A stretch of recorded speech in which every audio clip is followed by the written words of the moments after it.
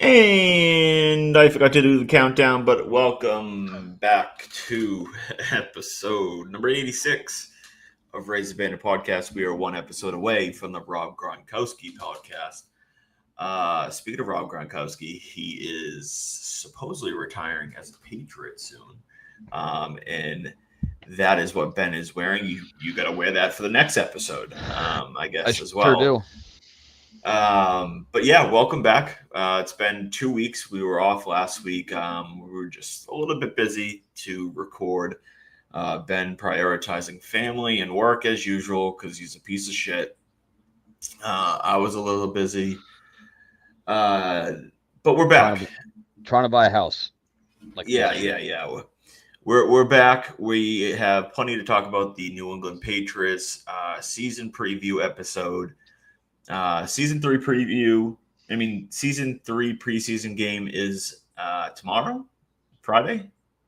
Thursday. Yeah, tomorrow's Thursday. Yeah, sorry, I was off Monday, so today doesn't feel like Wednesday. Yeah, so it is tomorrow. They are without, I think, 5 wide receivers projected. Yeah, don't. It's going to be a who's who of guys who will not have a job. So don't expect. So it will high be quality football Thursday. I do want to jump right into the Patriots, and we'll start on the offensive side of the ball. What are your overall thoughts so far, what you've seen offensively? Before we kind of really get into details there offensively, what's your early thoughts there and how you see things playing out so far and how you project things early in the season? So offense has been fine. It's one of those things where kind of is what it is. Sorry, I didn't like the light right over my shoulder, so I thought I would just go with a regular background, or a virtual background. The offense is what it is. Obviously the preseason started with Travion Henderson's somewhere between a 99 and 100 yard kick six. They said it was 100, but both of his feet were in the field of play, so I'm not going to give him the full 100 yards. But certainly an invigorating play to start off the preseason. Speaks to his ability to really be a home run threat in this offense. Teams are really going to have to account for him in a multitude of ways. You really can't just key in on, if he's on the field, you really can't just key on one type of play. Whether it doesn't matter if they're shotgun or not. He could either be in for a pass blocking scheme. He could be in to run the ball. He could be running a pattern out of the backfield. Which is really nice. We haven't had that type of a running back in the backfield in quite a while. James White wasn't quite that, because typically you wouldn't see James White line up in like an I formation or with a fullback. That just wasn't really his thing, but Henderson can do that. So it's nice to see that he's got versatility. Drake May is what it is. His stats I think in the preseason are kind of useless. But his numbers are not fantastic. I was listening to Doug Kyde and Michael Hurley on their Past Chat podcast last night. Talked about he's something like 7 of 12 for 58 yards. According to Pro Football Focus, he only has 1 turnover-worthy play, although Hurley and Kyde seem to question that. They thought it should be at least 2. He's got 2 rushing touchdowns, if I'm not mistaken. But whatever, it is what it is. I don't really look at stats in the preseason. I think they're pretty useless. I like to see how guys look in their decision-making process, their actual athleticism, which is why I have no issues with Travion Henderson. He looks incredibly explosive.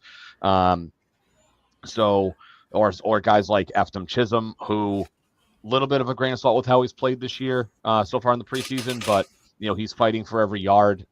He knows that he really has to fight tooth and nail for a roster spot, and I feel like he's got one. I really don't think that he would be sitting out tomorrow if there was any question of him making the roster, because he'd want every opportunity to make the team. So in that respect, I kind of like what I see. Will Campbell has been mauling some people here and there. I have some minor concerns. He doesn't seem like the type of guy who is going to succeed much against guys who like to bull rush, just because, I think that's where you're going to see the arm length issue, if you want to call it that, manifest itself, where guys with longer arms on the edge are going to get into his body quicker than he can get into theirs. So guys who are bull rush might be more problematic than speed guys who are just going to try to beat him around the edge or beat him with a spin move to the inside. His footwork is very, very good, which is where I think he's going to really succeed. But loved him on those, toss crack plays off to the side in that first preseason game. Admittedly, so I didn't see any of the Minnesota game. I unfortunately was in the armpit of America, aka New Jersey, over the weekend, so I did not see the Vikings game. Fun activities, but I will never go back to New Jersey as long as I live, unless I absolutely have to. But yeah, I mean, he looks good, pulling and in the run blocking. So I'm certainly excited. The offensive line probably is the biggest question mark if you're going to pick like an individual unit on the offense. I think the offensive or on the team, not just offense, but I think the offensive line is the biggest question mark. So hopefully they're looking good tomorrow. Don't really know who's going to play, but hopefully they look good so that they can prep for the Las Vegas Raiders here in about 10 days. But yeah, I mean, so far so good. But again, preseason stats are meaningless. But I am liking what I'm seeing out of some of the guys in terms of how they're playing, and hopefully that translates well into week one. Yeah, I mean, for me, it's like I haven't been overly impressed, but it's also hasn't been any bit close of what we had in previous off seasons, to say the least. And so I guess that's a positive. That's the bar is just so low. That's not necessarily not necessarily. That is not a good thing. That the bar is so low that we view it that way. As a whole, Drake May he looks better supposedly in joint practices and practices in general than he really has in the preseason games. Is that him kind of just not getting up and not taking the preseason games overly seriously? Is it McDaniels being more just overall conservative in the preseason games than he is being in joint practices and stuff like that? I don't know. There's a lot to go into those questions. But in the preseason games, it's been nothing really has been special there. Nope. So there is a little bit of worry in that end of things. So going into week one, you're not as like your confidence level with May isn't as high as you'd hope it is going into week one. You still believe in the player, and your confidence as a whole in the guy and what he can be is still there. But in terms of like immediately being that guy in week one, it's a little bit down right now.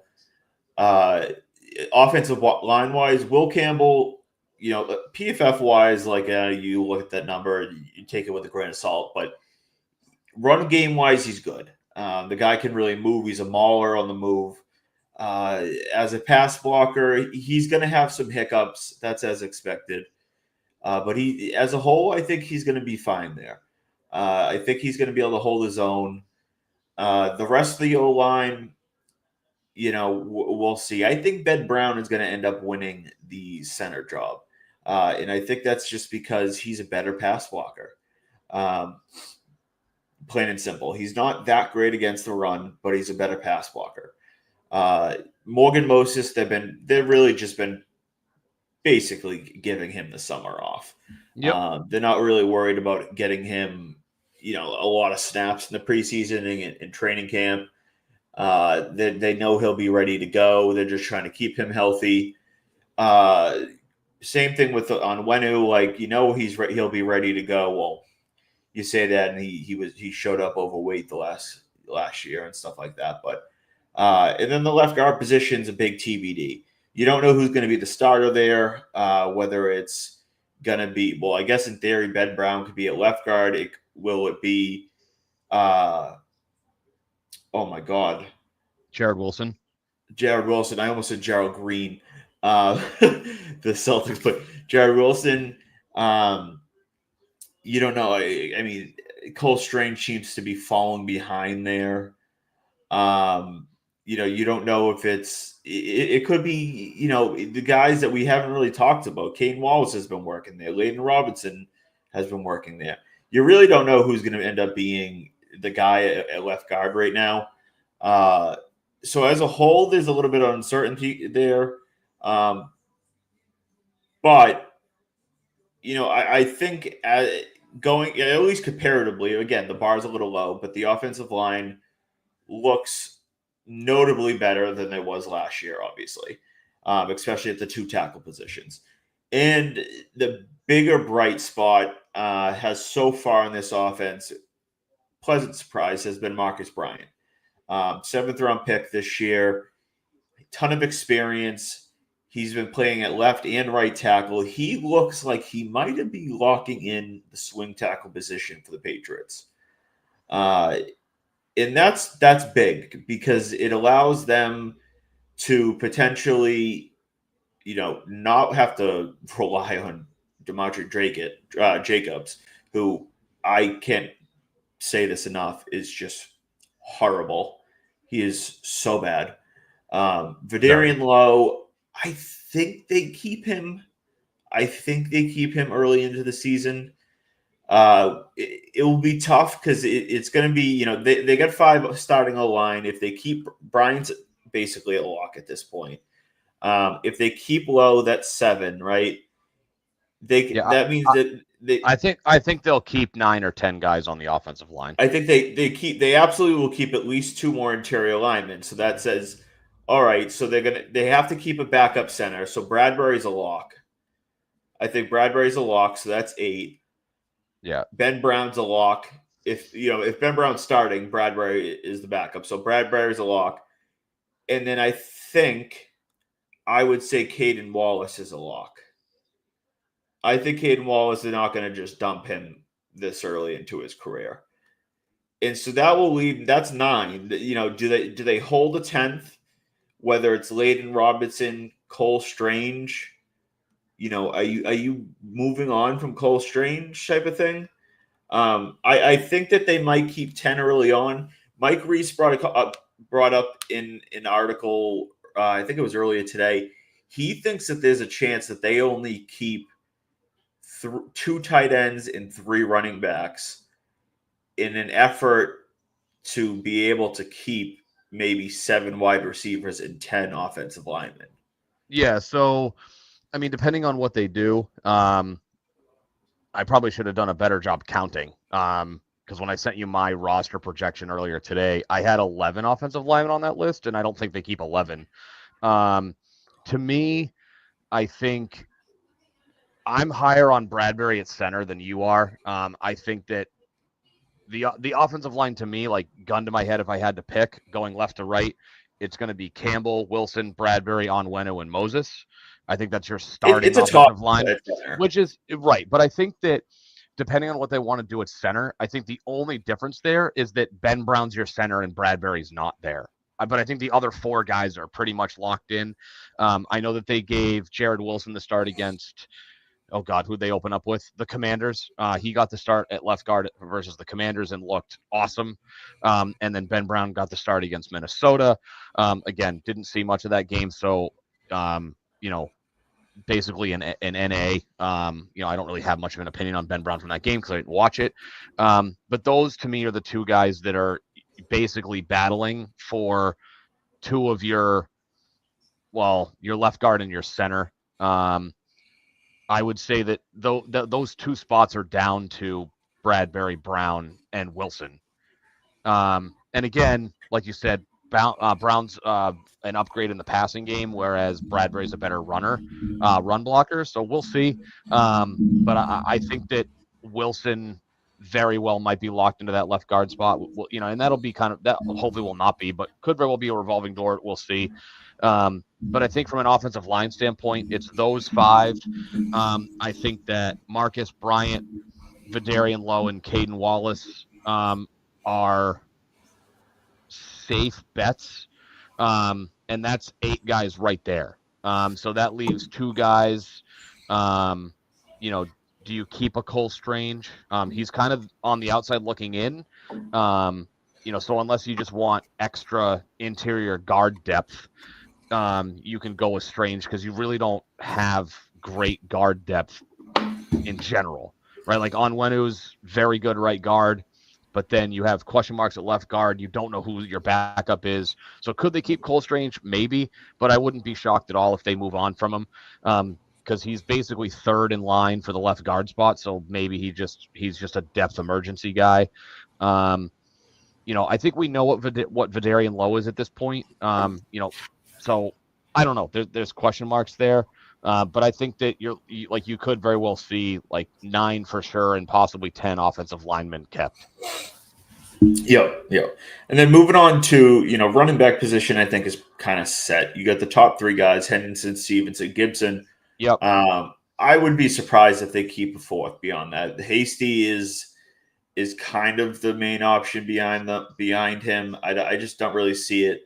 And then the wide receiver core is obviously the big conversation, offensively. You got Booty, Williams, Diggs, and Douglas are the lock, core 4. Chisholm has seemingly creeped into that territory of being essentially a lock, kind of in both of our views, where he's basically crept into that lock territory. Yep. We would both be very surprised if he doesn't make it at this point. Yes. So that's Matt 5. Collins is a similar view. I would be very surprised if he does not make it. That gives you 6 wide receivers, right? So you ask the question, do they keep a 7th? Generally, you do not really go over 6 receivers. Occasionally, they will keep a 7th if it's a special teams type guy.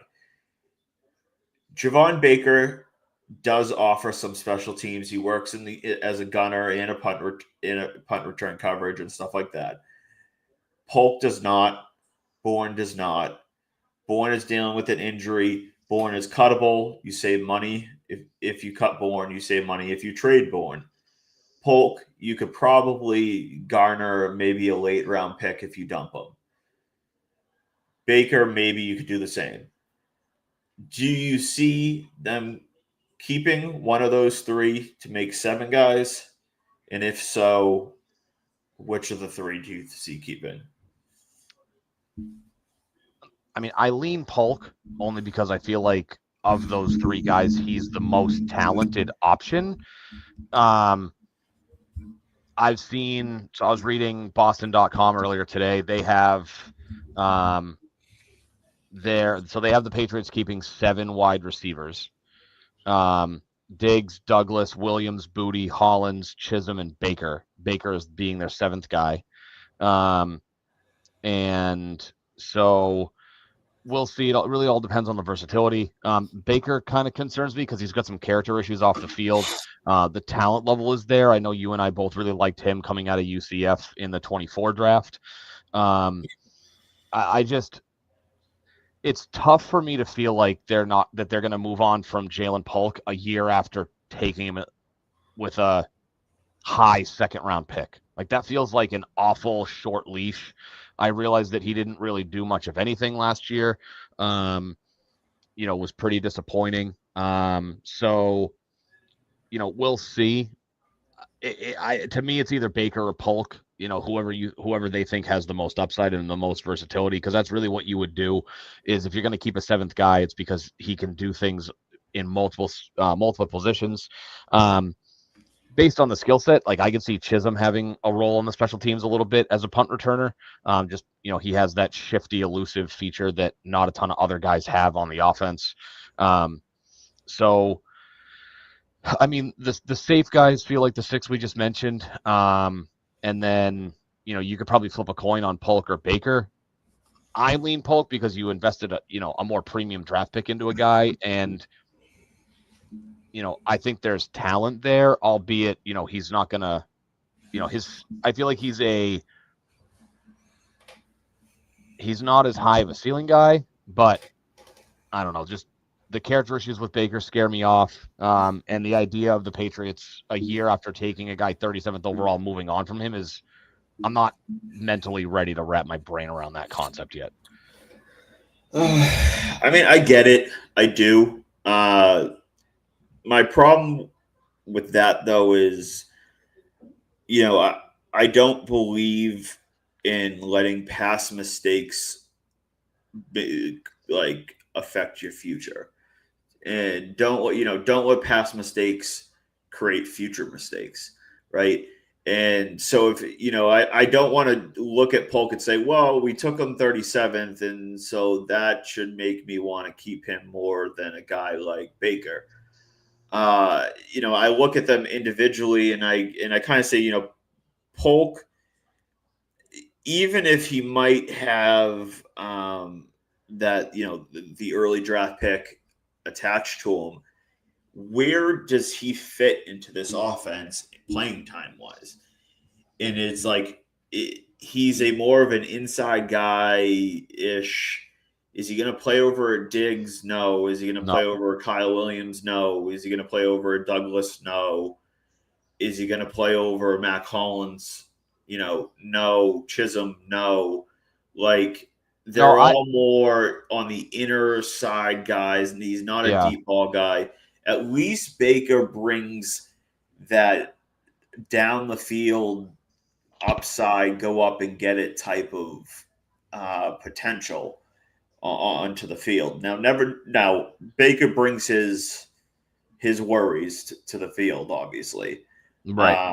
and he is far from any bit of a guarantee. And so it's not like a slam dunk either way. But I just look at it in the sense of like I'm just sick of Polk. I didn't like him from pre-draft. I know you liked him more than me, and I liked Baker. I had Baker higher than Polk in the pre-draft. And so I'd rather keep a guy like Polk because I think I think he's a better talent than Polk. I really do. I think that's what it comes down to for me. I think that's also where we differ a little bit. And so I want to see what Baker can maybe flash here and maybe bring to the table. And like I said, he can play the special teams game. And so if you're going to be the seventh wide receiver on a team, you have to contribute to the special teams. And so if he can at least do that. Polk doesn't have the skill set to be a punt returner or a gunner, or he doesn't have that. Exactly. And that's like, so that's where it's like, on top of saying, who do we want, projecting who is most likely to make it, I don't see how Polk makes the team at this point. I really don't. I think it's like a lock that he doesn't make it at this point. Yeah, and I won't say that I would keep him solely because he was the 37th overall pick last year. But I understand that it's not the same regime, but the Patriots also held on to N'Keal Harry for about 3.5 years too long. That's because Belichick's a stubborn asshole. Okay, so Belichick's is a perfect example of letting past mistakes affect future mistakes. He's a stubborn asshole that refuses to admit mistakes. Right. And he let it hang around and haunt the team for 3 years. Yeah. So, I mean, obviously, when's cutdown day? A week from yesterday, 26th. So it's next Tuesday. Yeah. So, I mean, we'll see, right? They'll get the vast majority of the day. I think it's 4 or 5 o'clock. They have to have the rosters cut down. So, I mean, I think a lot will be telling on who's the first team offense to come out and play tomorrow night. I don't expect to see much of Drake May. Maybe they give him a couple of series just so he doesn't have a week and a half off or 2 weeks off, I guess, because they just played on Saturday. So I could see them having him go out and just get a couple of series in just to have like a few more series of game action before they start preparations next week for the Raiders. Um, but I would expect to see a lot of guys like Baker, Polk, Hollins. We know Chisholm's not going to play.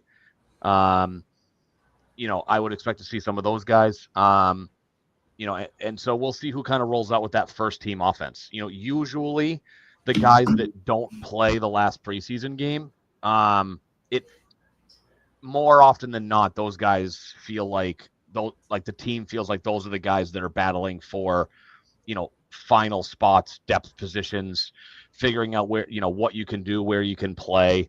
Obviously Travion Henderson's not going to return kicks all the time. Like they got to figure out who's going to do that.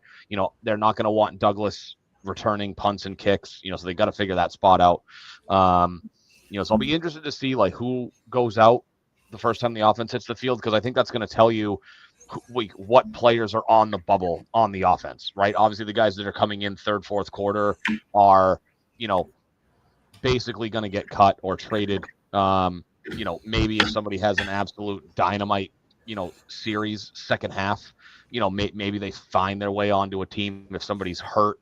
And it's like, oh, well, we can put this guy on short-term IR just so we can keep this guy and avoid him going through the waiver process and not getting him on a practice squad situation. The position that offensively that I am mildly intrigued with is what are they going to do with Westover? I don't see a scenario where they keep a third tight end unless they really think that he can fill the fullback spot well. He's really the only guy that would fit that role, and your third tight end doesn't really play anyway. So that's kind of a question mark. The Boston.com article I was reading earlier has him being kept presumably as a guy who can be your emergency third tight end and a fullback kind of guy. So that might be interesting to see how they play that out. Yeah, I mean, I don't really expect to see much in terms of of Drake May tomorrow, but in terms of Polk and Baker, maybe Hollins plays. I mean, Hollins hasn't done enough this preseason to make me have an opinion one way or the other. He's cheap, so theoretically, if they're like, oh hey, like we're gonna get the same thing out of Hollins that we do out of Polk, and we view them as the same talent, which is basically like the fifth wide receiver who's a possession guy. Maybe that's what they do, but we'll see what happens tomorrow.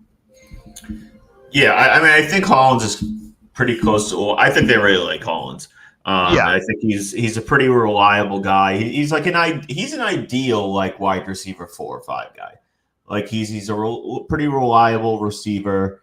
He's not he's not great, but he's not like terrible. He's a pretty reliable guy to have as your 4 or 5. Yeah.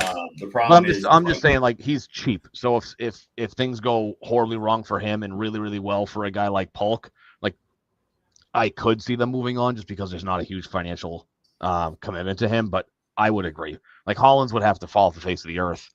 But we'll see what happens tomorrow with that last wide receiver spot. See if they keep a 7th. Yeah.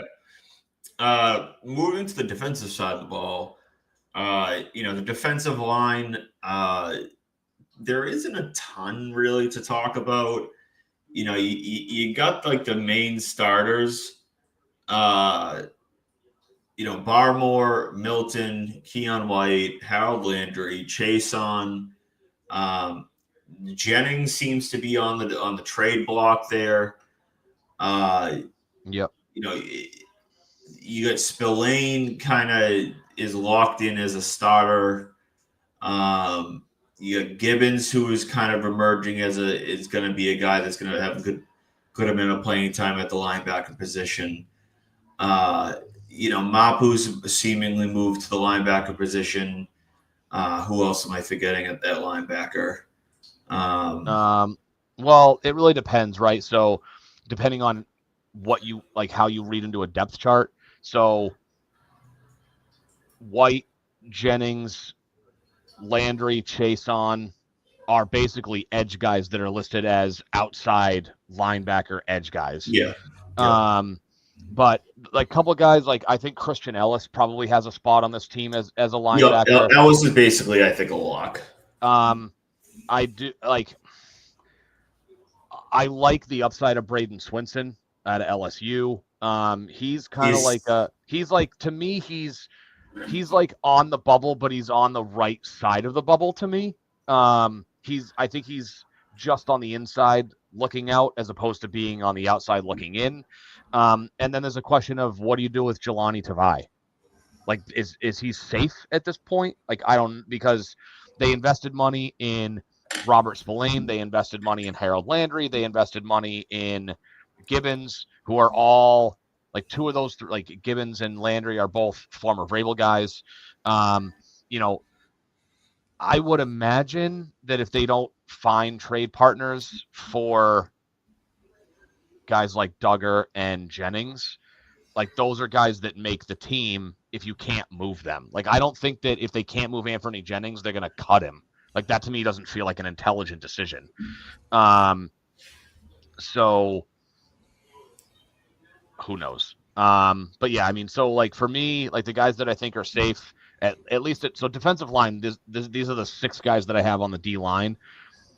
Barmore, Williams, Farmer, Farms, Pecco, and Tonga seem like your defensive line. Pecco was the last guy that I threw in there. Those other 5 guys I feel like are safely in. And then for linebacker / edge guys, Keon White, Jennings if they don't trade him, Spillane, Ellis, Landry, Chason, Tavai, Gibbons, Swinson, and Mapu. So Mapu went from safety to linebacker, or is he converting to a safety from the linebacker spot? converting the linebacker. That's what I thought. Okay. There was a depth chart I read earlier in the season that hadn't updated it yet, so I forgot if he was linebacker to safety, safety to linebacker. I mean, that kind of feels like I don't think there's anybody on the bubble at linebacker. I feel like I feel like the linebackers are kind of set. Like there's nobody like they didn't other than Swinson, they didn't draft. I don't think they drafted a linebacker besides Swinson. And he's more of an edge guy. He's not an up the middle guy. So like your middle guys are Spillane and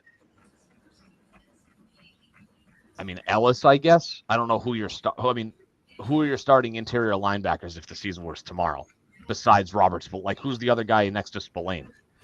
Christian Ellis. He's yeah. So it's like it's Ellis, like maybe Tavai's the other inside guy.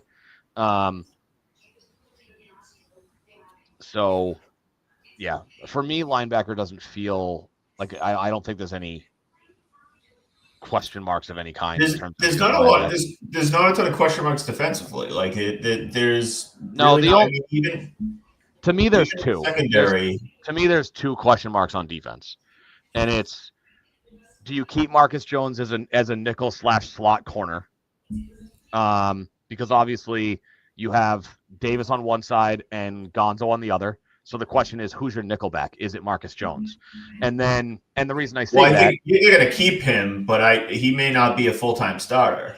no, but here's and this is where like so the 2 go hand in hand. So this is where like the nickelback is a question because if Kyle Duggar isn't traded, then maybe Marcus Jones doesn't get kept because you can have Peppers and Duggar as your free safety, strong safety, and then Craig Woodson more or less becomes your hybrid nickelback / run defensive, like basically like a box safety almost. It really those are my question marks on defense. Not necessarily. It's basically who's going to get kept, not like what are they going to do at this position. I think that they'll keep Marcus Jones regardless because I think he's good enough as a corner to keep him as depth. I think Alex Austin might be that bigger presence. And we've talked about it before when Andrew Callahan came on here. He talked about the presence of Vrabel preferring a bigger guy on the inside. Austin has worked both outside and inside with Davis and Gonzalez being injured throughout the training camp. He's had plenty of time to work out inside and outside, and he has impressed. And So for I think when everybody's healthy, he might be getting some good amount of time on the inside, which will push Marcus Jones to the bench. correct. Marcus Jones will seemingly then be the fourth guy, and he'll mix in, like he'll certainly mix in. But I think at that point you keep him because there's always going to be injuries, right? You know, Carlton Davis misses like 3 or 4 games every year, Yeah. like every So single.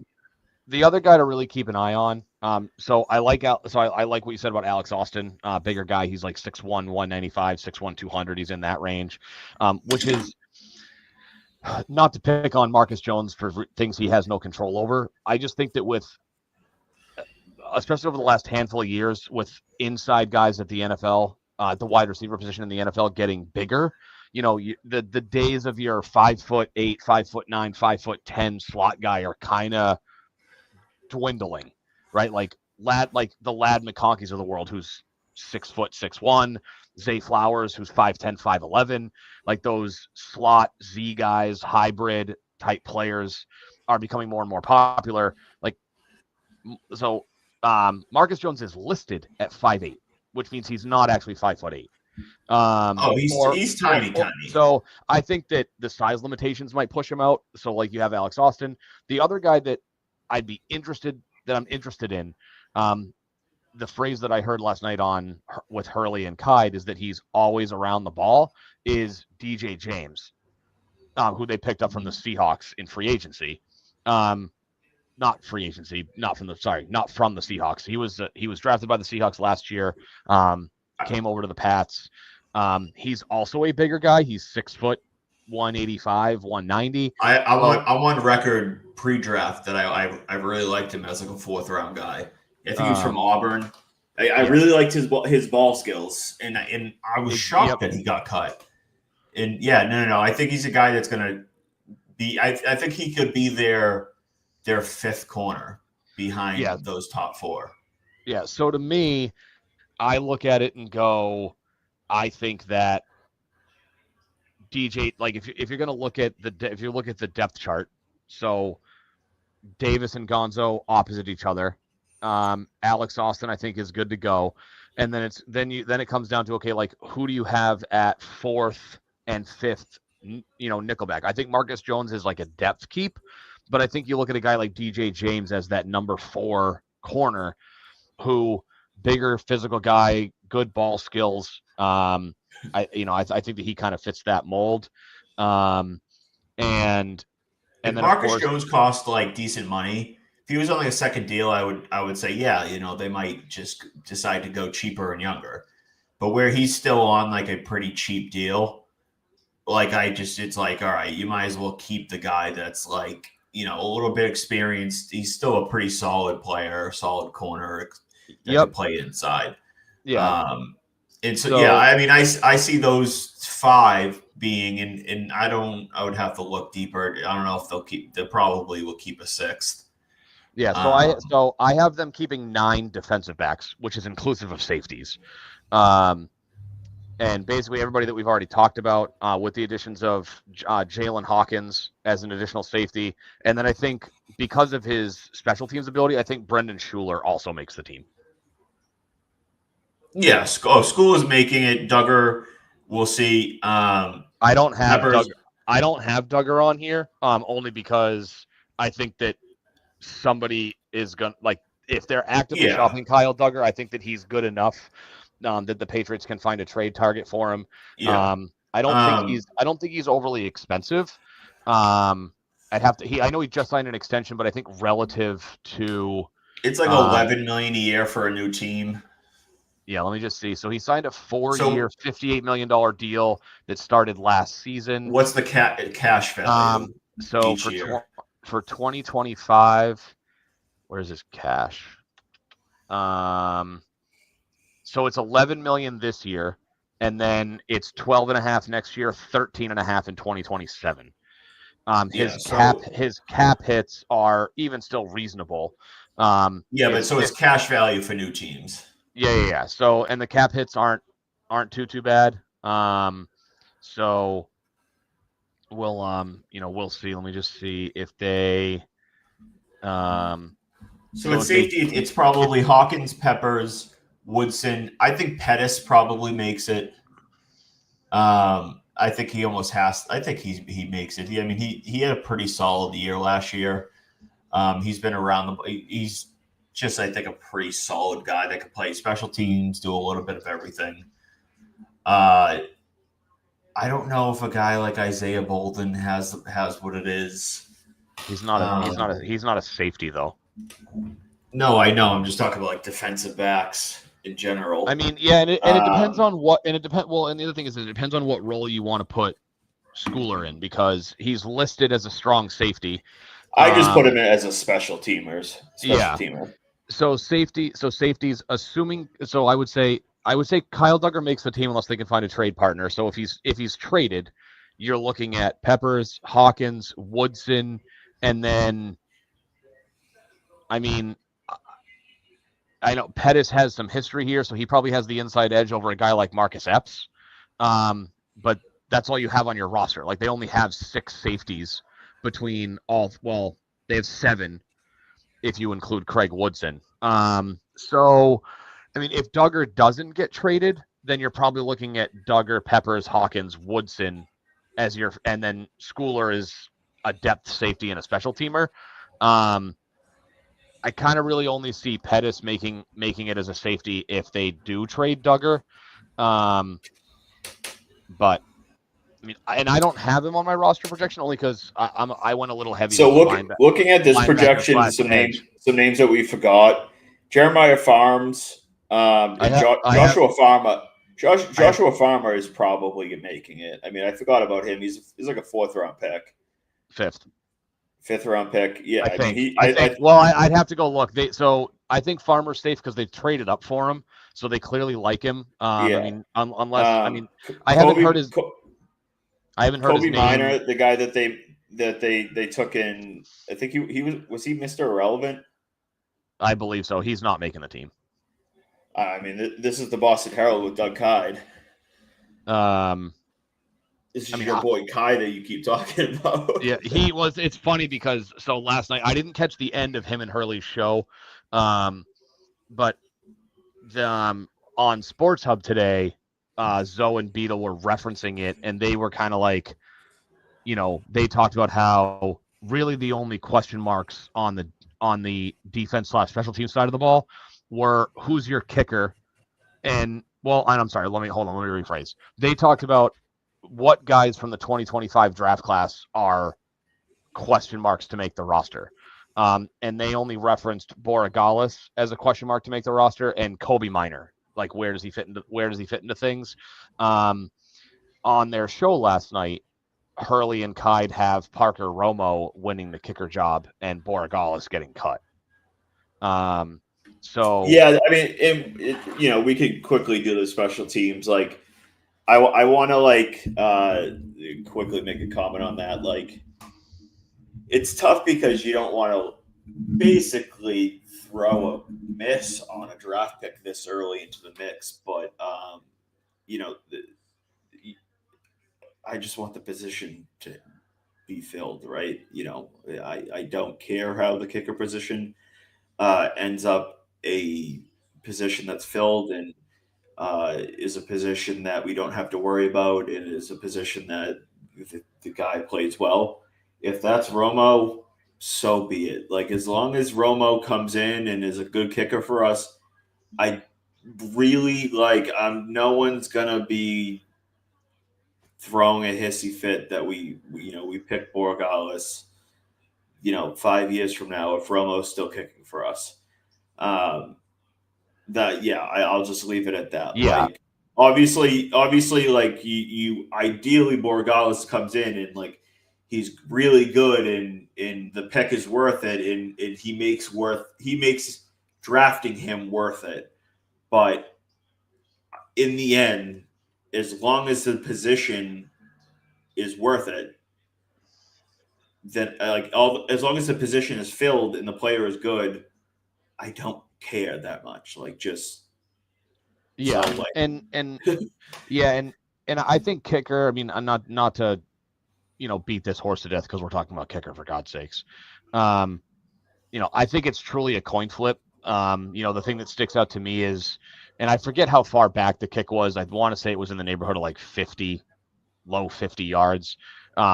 The shank that Borregales had, It was um, 57. 50, was it 57? Oh, I thought it was like 50 or Yeah. 51, but whatever. I mean, anyway, um, that was pretty rough. That was, Shankopotamus, you know, Yeah. so, so that's kind of tough. So like, so who really knows? I know when we were looking at, doing our copious amount of mock drafts prior to April's draft, we had looked at the Patriots having kicker as a position of need as a late round pick. Borregales was kind of regarded as the top kicker in the draft, although, like, if you looked at his numbers at Miami, he didn't kick a ton. And his one bugaboo was he's not good from distance. And like not like distance. Like he had a couple of like decent kicks from like 55 plus, but I guess from like 50 to 57 yards, he's like terrible.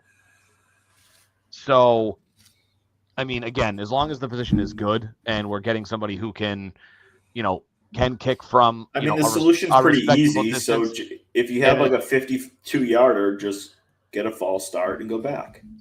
yeah, you can just pull a Bill Belichick until they start until the other team declines the false starts. Um, You get like a 53-yarder, you purposely go make it a 58-yarder, and the other team's like, no, yeah. it's too close. So just to go to, I just happen to bring up Patriots Wire, which is USA Today roster projection. They have 11 defensive line / edge guys. No notable cuts. So basically all the guys that we talked about: Williams, Barmore, White, Tonga, Farmer, Landry, Chason, Swinson. They have Truman Jones making the team, Anthony Jennings, and Jeremiah Farms all on the roster. Um, and shockingly, they have Marty Mapu not making the team. He's one of the linebacker cuts. They have Spillane, Ellis, Gibbons, and Tavai.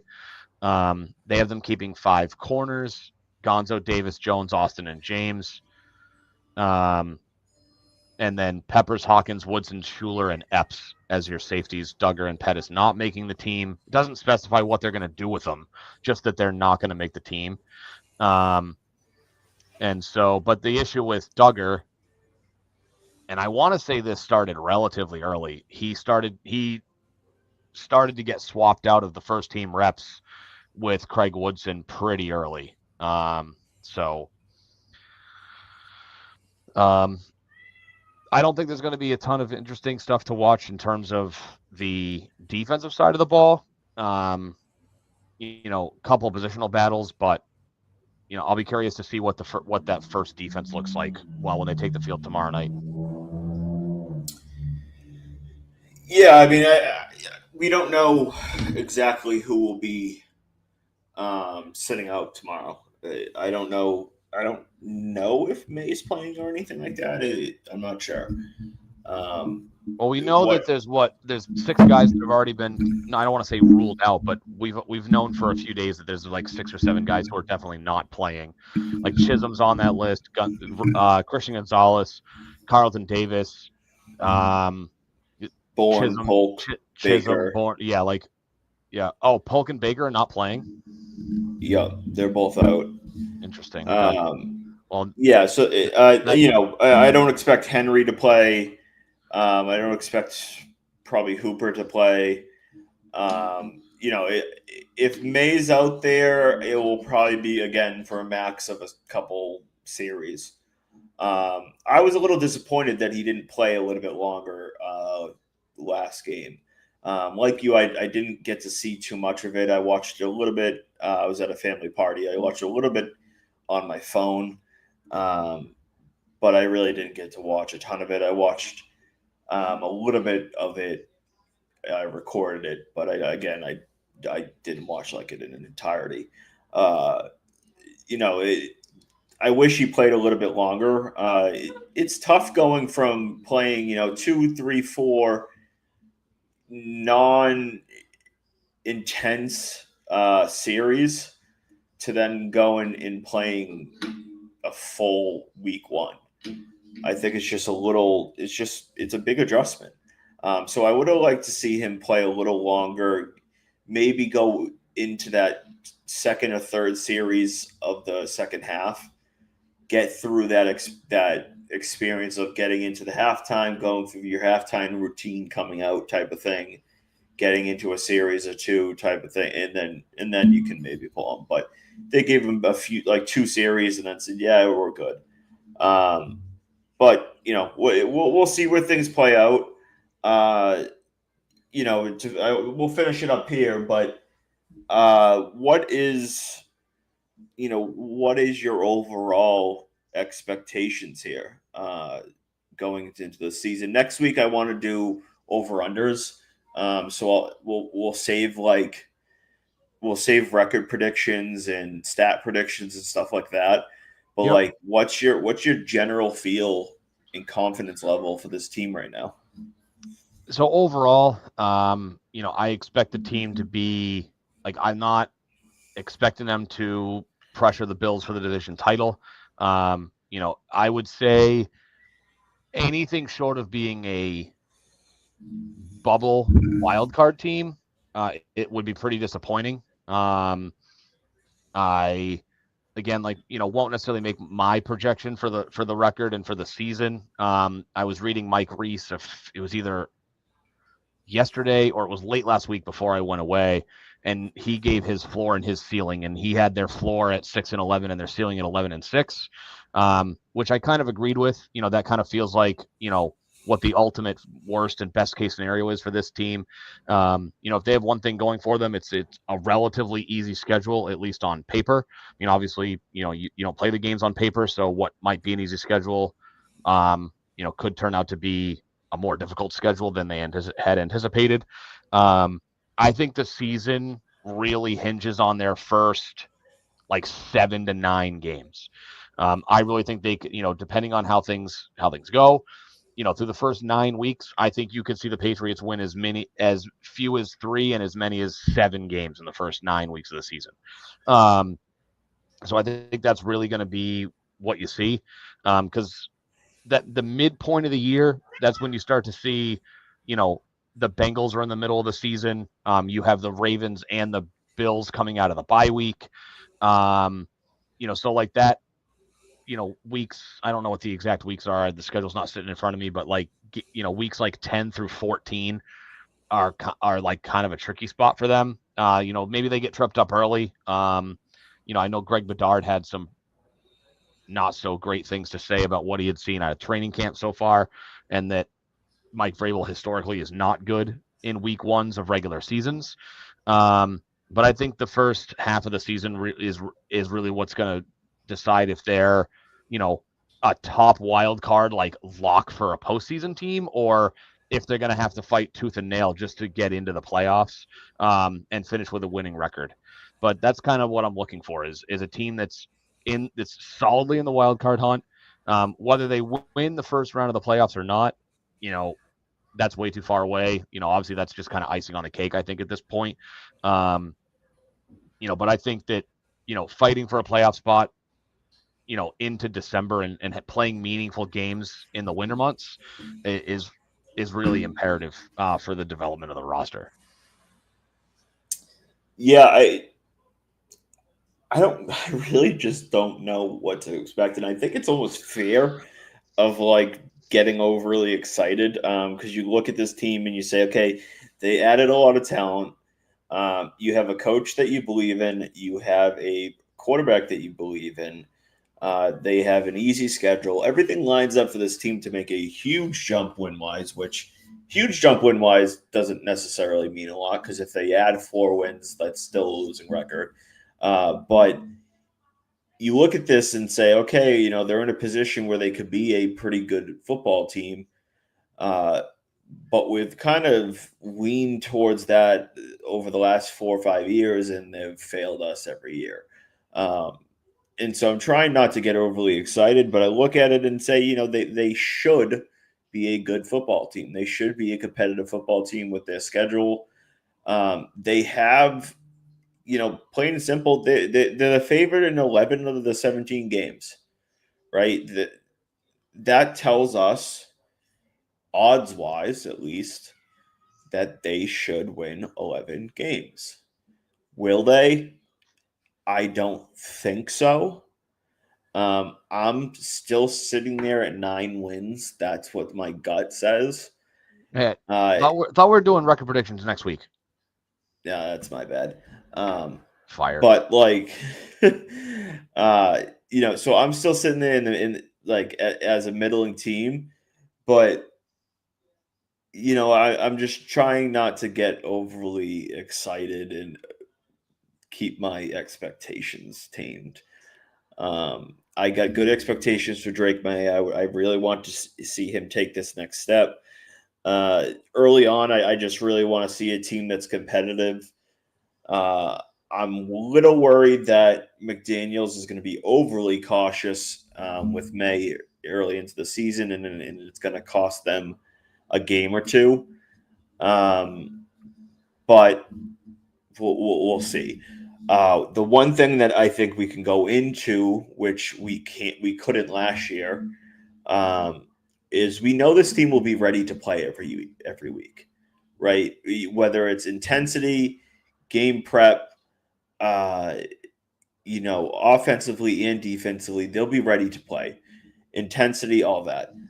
One comment that Drake made the other day to, I forget who it was. He said that basically, other than the play call, Alex Van Pelt very rarely talked to him in the headset, which was very very wild to me.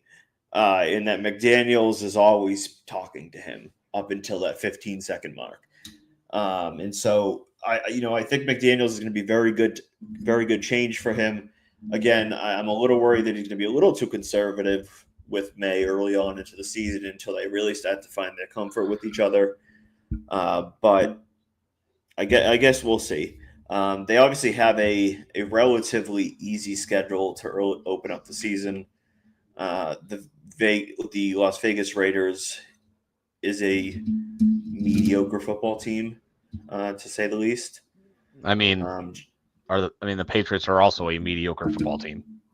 yes, no, I know. I'm just saying, like, at home, mediocre team. Like, the Patriots are a more talented team than the Las Vegas Raiders. And here's the interesting part: is it wouldn't shock me in the slightest if the Patriots lose that game.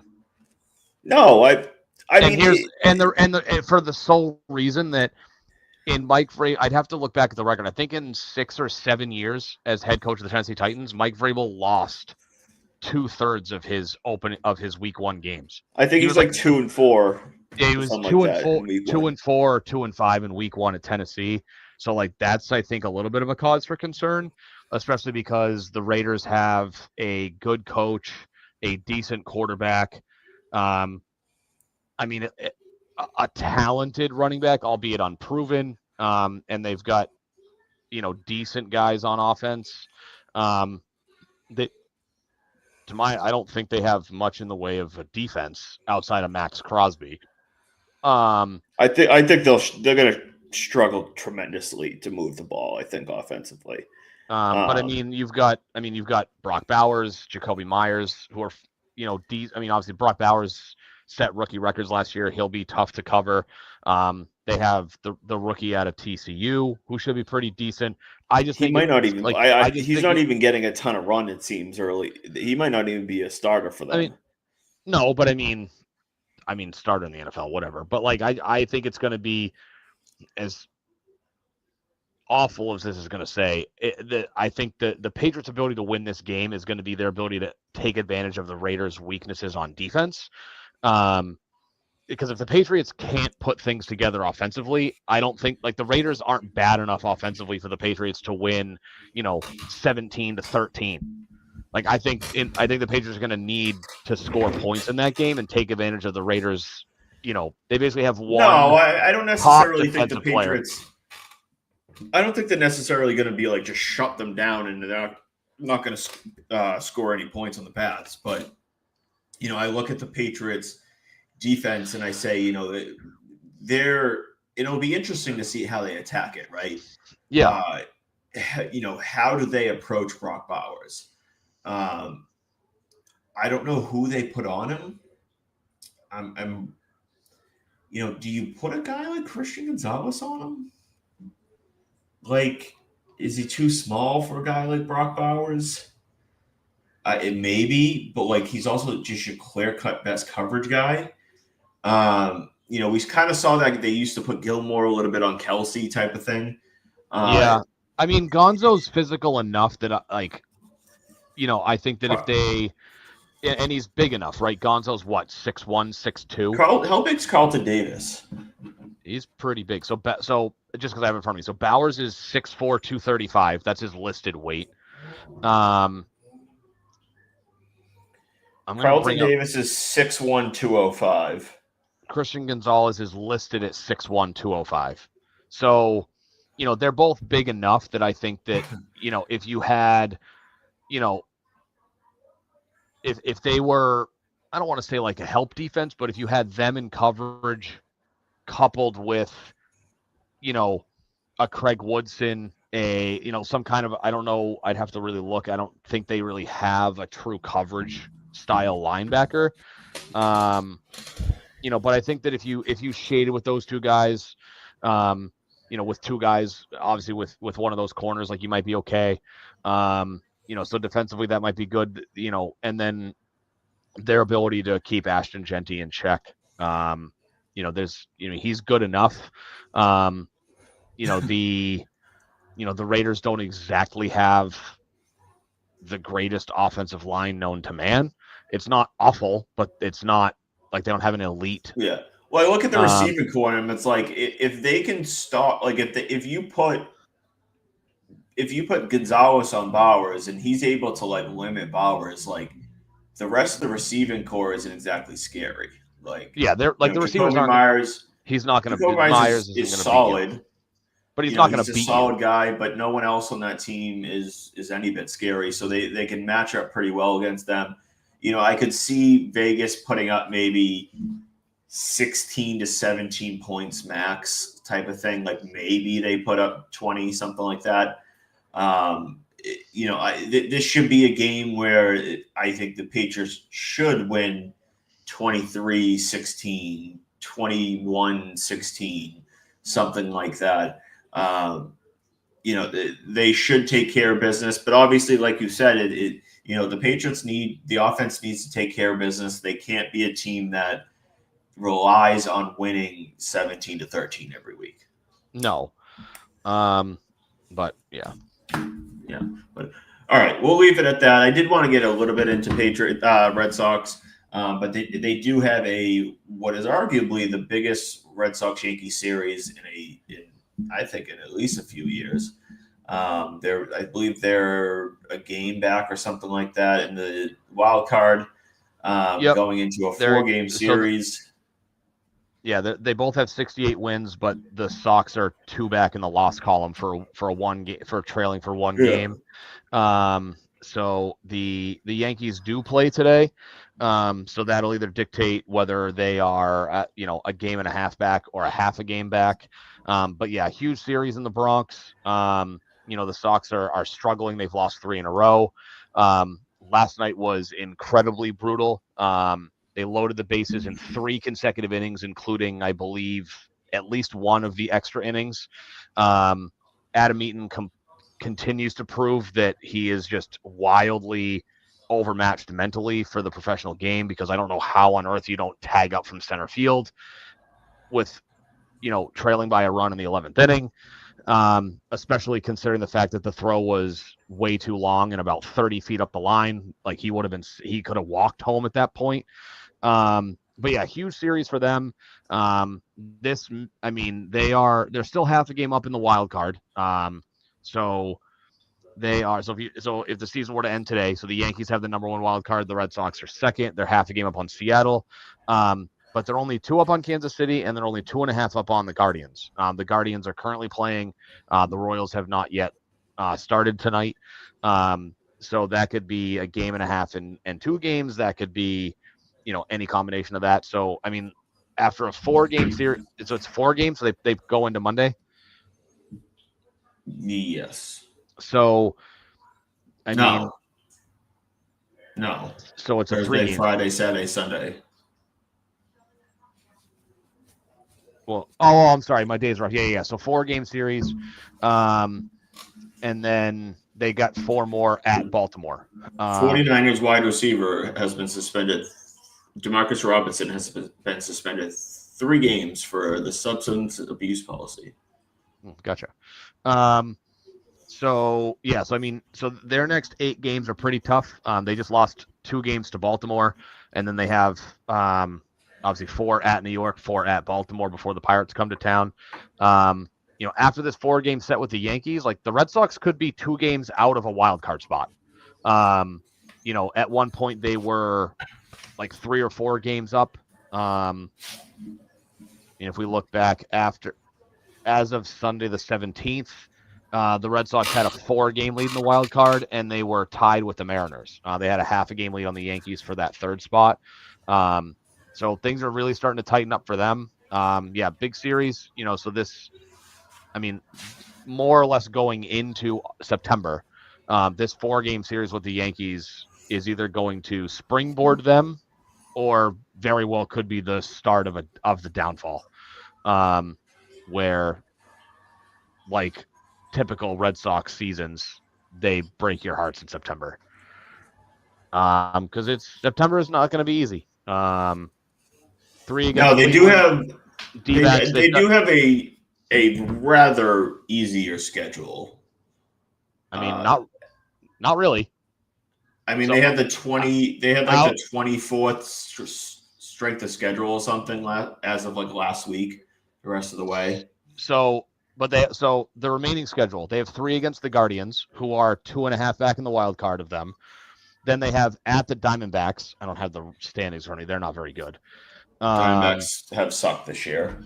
So they are, not good. But they're basically you, but on the other side of 500.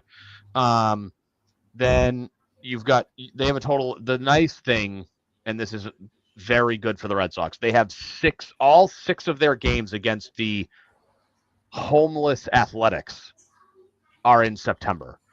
They have a 3-game series on the 8th, 9th, and 10th, and then the Athletics come to Boston the 16th, 17th, and 18th. The 17th, shout out Section 10 will be Section 10 night. You will see yours truly there, God willing. So you've got 6 against them, but then down the stretch, it's rough. So after that first A series, it's 3 with the Yankees. Then you have the A series. Then it's 3 at Tampa. You're That's missing not a going to. Pirate series. Well, the Pirates, they do not play the Pirates in September, so I am not missing a Pirate series. Well, they play the Pirates at the end of August. But they do not play them in September, which is what I'm talking about. Yes, but we're talking about the rest of the season. I'm talking about September. So in any case, so you've got the Rays, who are whatever. But then, so you've got Yankees, A's, Rays, and then you finish with at Toronto and then home against the Tigers. So,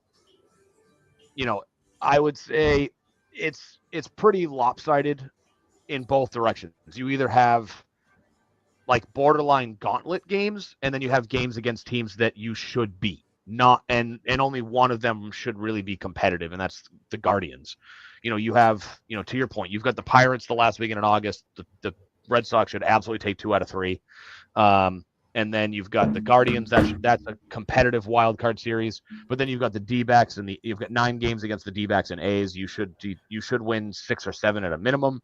But then the rest of it is not that is hard. You have, Yankees, Jays, and Tigers. I guess you can just hope that come the end of the season that Toronto and Detroit have both wrapped up the division championships and are no longer playing for anything, and you just run into a team that's benched all their starters and doesn't care because they've locked into playoff spots and they have no incentive to win. That's what you have to hope for in September. Yeah, I mean, as a whole, they play. They play some good teams. They also play. They got some shit teams. Three series against the 2 of the worst teams in baseball. So that right there is. That's what I'm saying. That's why I thought it was like lopsided. You either have the garbage bottom dwelling teams of the MLB, or you have like really hard games. It's not like it's weird. It's you got peaks and I mean, valleys depending I on. wouldn't say so because like they got like you said, like they got a Toronto series, they got a Guardian series. Well, Toronto's winning Um, the American League East. How is that not a gauntlet not game? Toronto. They got excuse me, they got a Tampa series, Oh they got yeah, a Guardian series. They're both like decent teams. Um, but like I said, like you got I assume both a 3-game series against the Athletics. yeah. 3 there, 3 here. Um, and I think Or it's a 4-game series versus Pittsburgh. So that's 10 games against what I believe is the Pirates is a 3-game series. 3-game series. All right, so that's nine. That's 9 games against the fourth and fifth worst team in baseball. Tampa is like the 10th worst team. Arizona is like the 12th worst team, and Guardians is is the middle of the pack. And so, you know, as a whole, I think it's like a below average. Now, when they did that, they probably included the Orioles game when I saw that, who they lost, and it might have included the Marlins series, who Yeah, they won 2 out of 3. yes. Um, And and so it's probably they should have swept, but the bullpen pissed their pants on the 17th, all because Isaiah Campbell couldn't maintain a 7-1 lead on Saturday and forced to roll the Chapman into a game that he never should have pitched in, which made him unavailable for the 17th, and the bullpen yeah, couldn't hold exactly. us. They gave up 4 runs in the ninth and Yeah, so ruined the that Garrett Crochet start. 24th strength of schedule is probably close to like 16th, 17th, maybe 18th. But as a whole, it's a middle of the pack strength of schedule, probably maybe slightly below average. They, it's right in their hands. They're in a position where they have a couple games up on the wild card. This series against the Yankees are right in the position they got their top 3 pitchers going. Arguably, you could say top 4 pitchers going, where Dustin May has pitched pretty well the last 2 outings for them. He's going in the last game of the series, but they got Crochet, Bayo, and Giolito for the first 3 games of the series. It's in their hands, right? If you come in, you have to come away with at least a split. But if you can come away with 3-1, if you can come away 4-0, like that's a statement. You're already 5-1 against the Yanks right now in the seasons. Yep. You come in and you go 3-1, hell 4-0. You come in and you're 8-2 against the Yankees for the season. That's a statement. You go into the playoffs and the Yankees come in to play you in a playoff series and they're 2-8 against you, 1-9 against you. They're not going to feel confident, right? That's a big statement.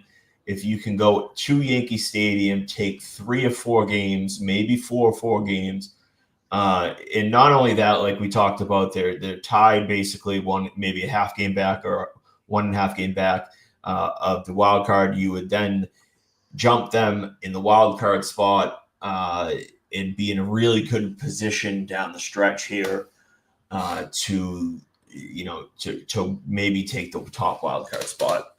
Yeah, and who knows? Nice, I was gonna say what's nice. So you have Giolito going in game 1. Crochet, if I'm not mistaken, gets the Saturday afternoon game. But the nice thing is away from Fenway Park this year, Giolito is a better pitcher, albeit Yankee Stadium being basically a little league park because of its short porches. 57 innings, he's got a 3.47 ERA, 22 walks, 51 strikeouts.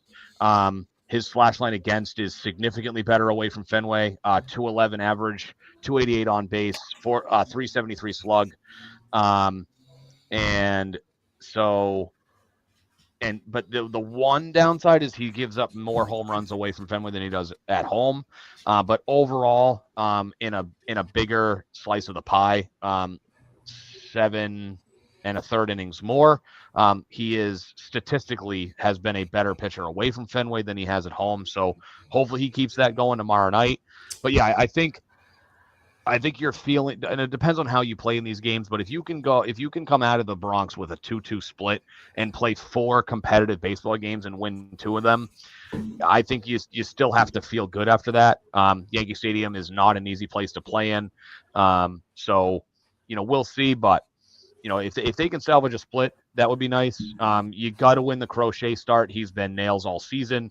And then I know Bayo and Giolito have been much better lately. I don't even know who. I mean, I can't. And then maybe we'll see what Dustin May can give you. But yeah, I mean, as bad as he looked in his first start in the Red Sox uniform, his last 2 have been very good. So there's certainly some optimism, but the bullpen and thankfully they've gotten rid of Akala and Isaiah Campbell. So the nice part is that hopefully the bullpen can keep Aroldis Chapman out of games that he shouldn't pitch in, and that they need to and then he needs to lock things down in games that he's needed in, but hopefully needed in because the bullpen didn't force him into a game.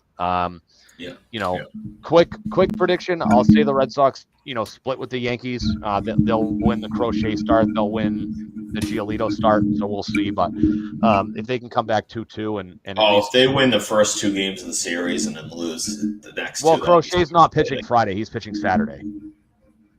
Oh, okay. Yeah. Because Crochet pitched on Sunday, so he's not coming back again until Saturday. So it would be winning games. No, it's 5 days rest. I know that. No, it's 6 days. Well, he pitched on. It's 5 games. They get You're correct. They have a day off. Yeah, so they're not playing today. So they had their 2 and 3 starters going Monday and Tuesday, and then so you've got Giolito, who pitched last night. They get who started. That's right, Walker Buehler. They got Giolito and Gill tomorrow night. Oh, the Red Sox website has Yankees as their starter as TBD. But yeah, so Giolito, Bayo, Crochet, and May in the nightcap. So Fried has like a 5 ERA over the last 14 starts. And when is Fried going? Is he going against Crochet on Saturday? No, Bayo on Friday night, and then it's Crochet versus Warren on Saturday. Yep, and then Sunday is Sunday Night Baseball, which is May versus Carlos Rodon. So they got the disadvantage there. So they get, they really need. I feel like the Red Sox do well against Carlos Rodon, or have historically. It feels like. Let's see. I can't because they don't have the lineup set. But yeah, I don't know. I'd have to look at how the plays hit against him. But you really ideally want to take 2 out of the first 3, knowing that's the matchup heading into Sunday. But so real quick, according to StatMuse, in his career, Carlos Rodon in his history is in 11 games started. He is 4-6 with a 4.38 ERA with 72 strikeouts over a total of 63 2/3 innings. So I mean, not that good. And especially in hopefully I know that Rest Snyder just went on the IL, but hopefully the lefty killers can poke a few balls over the short porches at Yankee Stadium. Yeah, I mean that's certainly not a great stat line. 4.4 is certainly not great, but all right, we'll wrap it up there. Hopefully, next week when we're back, we're talking that things went well. They at least split, but ideally took 3 or 4, 4 or 4. Yep. We'll have reaction from the Patriots final roster cutdowns and IR candidates and yep. And yeah, we'll be doing an over-under show next week. I'll be throwing, assuming Zach's back, a bunch of over-unders, stat over-unders, record over-unders, and wife over-unders? Who ends up being right. What? Wife over-unders? How many wives or things about our wives? No, preferences on your wife over-under. I can make a couple. Oh. I don't think you know. Never mind. I can add a couple in. Don't worry about it. I'll get it right. Let's hope so. All right. That'll be it for this week. We appreciate you all listening. Make sure to send this to friends. Tune in on Apple, Spotify, YouTube. Your sister's ass. Okay. That's a shout out to Vic DiBattista. He was like, he's like hello to all of his fans on, and he would list all the social media platforms he was on, and then at the end he would go, and your sister's ass. I agree. Touche. Goodbye.